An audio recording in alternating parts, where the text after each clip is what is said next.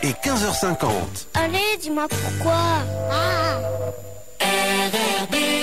Infomag, c'est avec vous, Lionel Sabot. Et il y a des jours où je me sens tout petit dans ce studio. Nous allons parler basket puisque vendredi soir, la Calédonie accueillera un 32e de finale de la Coupe de France. Le match opposera la JSVDT à Saint-Charles-Charenton, club métropolitain, club de National 2. Frédéric Joncheret, je vous laisse nous présenter nos grands invités du jour. Ouais, vous avez bien fait d'insister sur le terme grand. Moi qui suis plus petit que vous voyez comment je me sens. Alors, nous avons avec nous ce midi des représentants.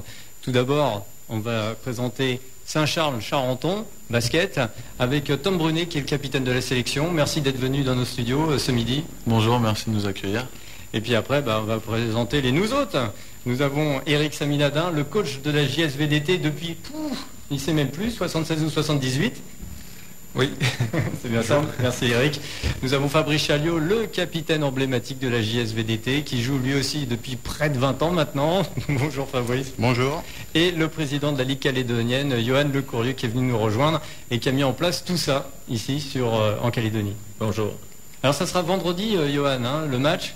Tout à fait, vendredi prochain, vendredi 27, à la salle François Néoui à la Vallée du Tir. Et le match entre Saint-Charles-de-Charenton, Saint-Maurice et la JSVDT aura lieu à partir de 20h. Donc nous invitons tous les Calédoniens à venir assister à cette belle rencontre. L'entrée sera 300 francs pour les adultes âgés de plus de 12 ans et gratuit pour les enfants. Donc nous invitons tous les Calédoniens à participer à cette belle rencontre qui, j'espère, va nous donner un beau spectacle. Oui, ça sera une grande fête parce que en même temps, la JSVDT, la jeunesse sportive de la Vallée du Tir, va fêter ses 50 ans, Eric Saminadin. Et vous connaissez bien ce club? Oui, depuis pas mal de temps que je suis au club. Je suis né dans le club parce que c'est mon père qui a créé ce club depuis 61. Et puis, vendredi soir, on voudrait faire une petite fête parce que, comme l'année dernière, on n'a pas pu le faire avec les Jeux du Pacifique. Alors là, j'invite tous les anciens joueurs de la Vallée du Tir. On va faire un petit match, juste pour dire un petit match pour essayer de fêter ça, pour les 50 ans. Bon, il n'y a que seulement qui sera regrettable un petit peu parce que j'ai mon père qui va rentrer à l'hôpital, se repérer du genou. Il ne sera pas avec nous. J'aurais bien voulu, mais voilà, on ne peut pas faire autrement. Il faut qu'il se soigne d'abord. Et puis on pensera à lui. Alors d'abord la fête, puis avec une pensée pour votre père, fondateur en 61. Et ensuite les choses sérieuses, là, il y aura du lourd en face de vous, du National 2. On va demander l'avis de Fabrice Chaliot, qui lui a déjà rencontré de nombreux clubs. Oui, effectivement, il y aura du lourd, parce que National 2 c'est quand même un bon niveau. Je ne pense pas me tromper en disant qu'il y a des anciens pros. La N2 en fait c'est comment dire. Moi, j'ai joué un petit peu en France, j'ai fait Forêt de Métropole. Donc, à N2, il y a beaucoup de jeunes, Il y a des jeunes, notamment, qui veulent monter plus haut, qui passent par ce niveau-là.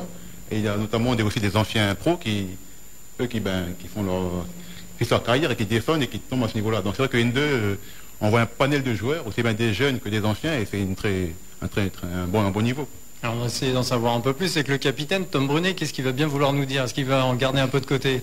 Cette équipe, comment vous la présentez? Alors, on a une équipe... on a des jeunes plus ou moins à l'aile et des joueurs plus expérimentés à l'intérieur. On est une équipe assez agressive et on se bat beaucoup. C'est ça notre caractéristique, c'est qu'on lâche jamais.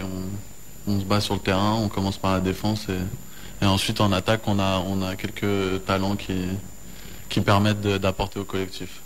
Vous prenez des notes, Eric, Je vais essayer de tirer quelques verres du nez. Faire attention.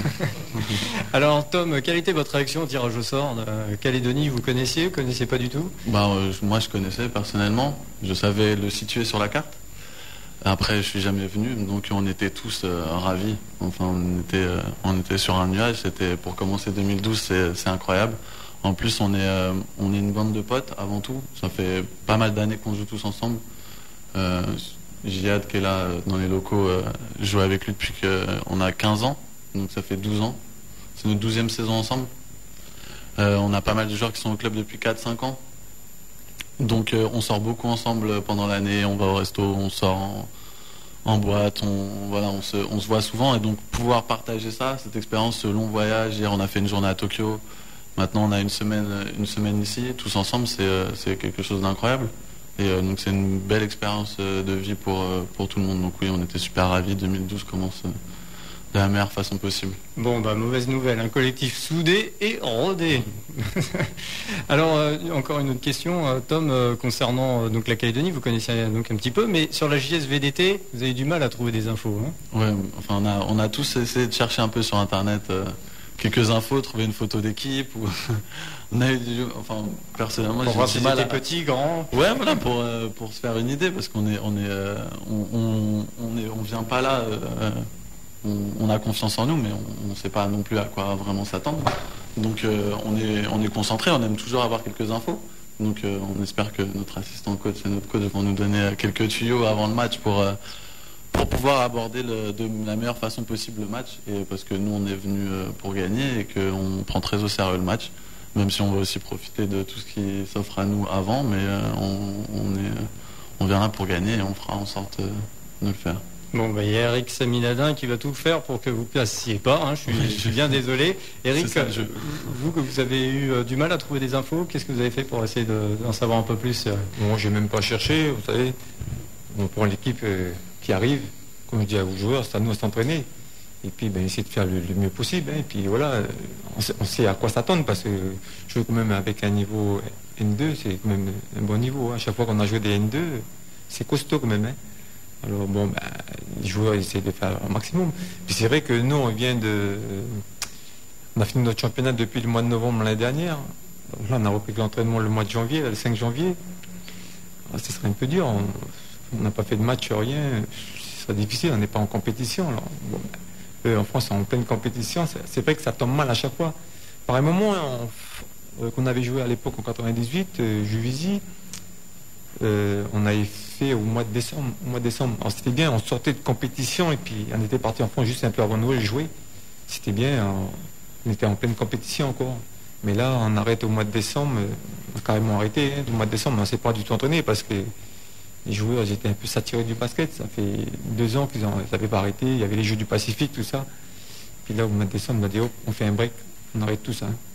Ils ont profité des vacances. Là, il y en a un qui vient de revenir de voyage, là, il est revenu samedi, et je vais m'entraîner un coup, vite fait, pour essayer de rejouer. Mais entraîne-toi, puis on verra. Il est revenu avec de l'embonpoint. Ils ont raison de profiter un peu des vacances aussi. Hein. Là, il y a Tom Brunet qui doit dire, il me faut un coup de bluff ou pas là. Fabrice Chaliot, vous qui êtes le plus expérimenté au sein de la JSVDT en tant que joueur, comment vous encadrez justement les jeunes et comment vous compensez peut-être alors ce manque d'entraînement tous ensemble? Moi, pour ma part, c'est vrai qu'on les a briefés, c'est pas la première fois qu'on joue une N2, donc je pense qu'on est tous conscients de notre niveau, et on est aussi conscients du leur. N2, comme je vous disais tout à l'heure, c'est pas rien.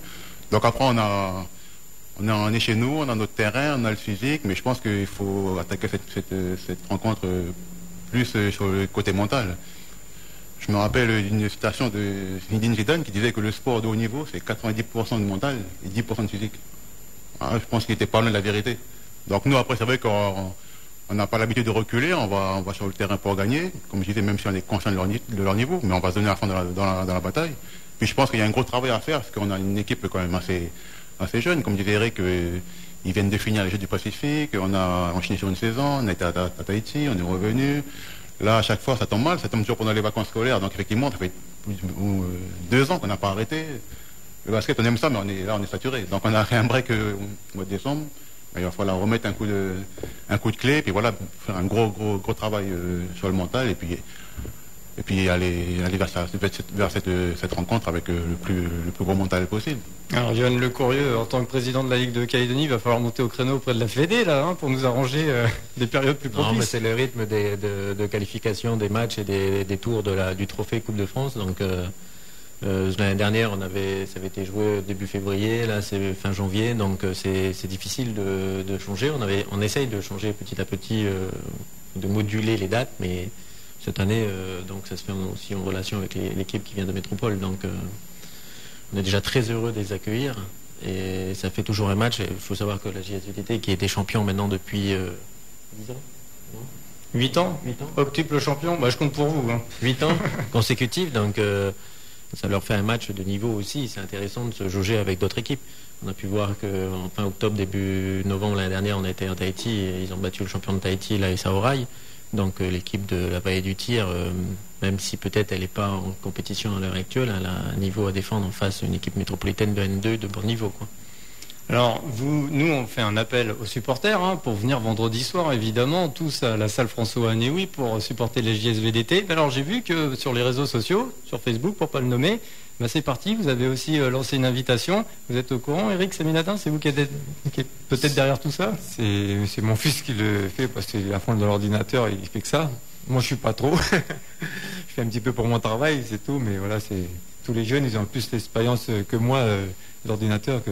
Et nous, on arrive à un âge, comme on a travaillé dans un atelier, voilà, après on se retrouve, il faut essayer de travailler sur l'ordinateur, c'est pas évident. On essaye d'apprendre maintenant, comme on dit, à tout âge on apprend.